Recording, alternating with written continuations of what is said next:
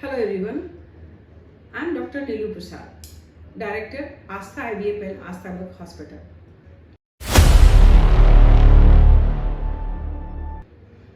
आज हम बात करेंगे ओवम पिकअप की प्रक्रिया क्या है और इसमें क्या सावधानी बरतनी चाहिए उन महिलाओं को जिसे ओवम पिकअप के लिए सेंटर पर आना है।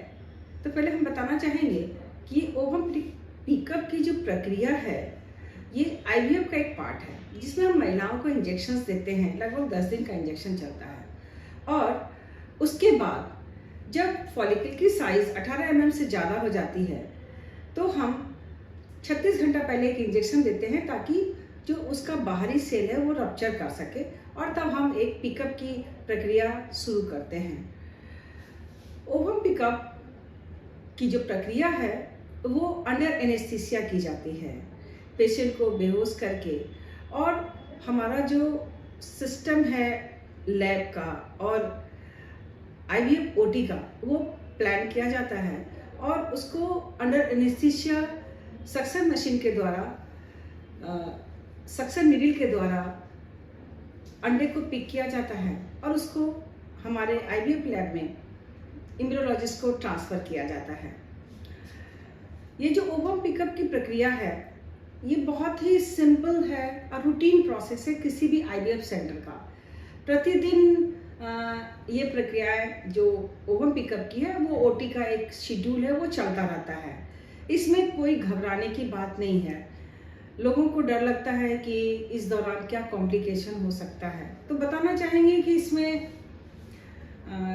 ऑपरेटिव या पोस्ट ऑपरेटिव कोई कॉम्प्लिकेशन की बातें नहीं आती है।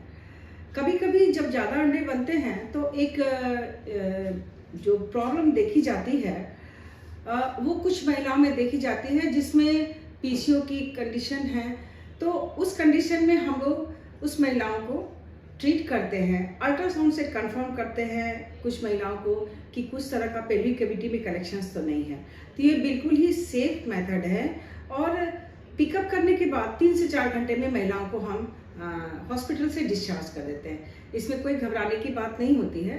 और ओवम पिकअप करने के बाद इस अंडे को फर्टिलाइज करा जाता है, एम्ब्रियो बना जाता है और उसके बाद उसको या तो सेम साइकिल में या फिर उसे नेक्स्ट साइकिल में से फ्रोजन एम्ब्रियो को ट्रांसफ़र किया जाता है।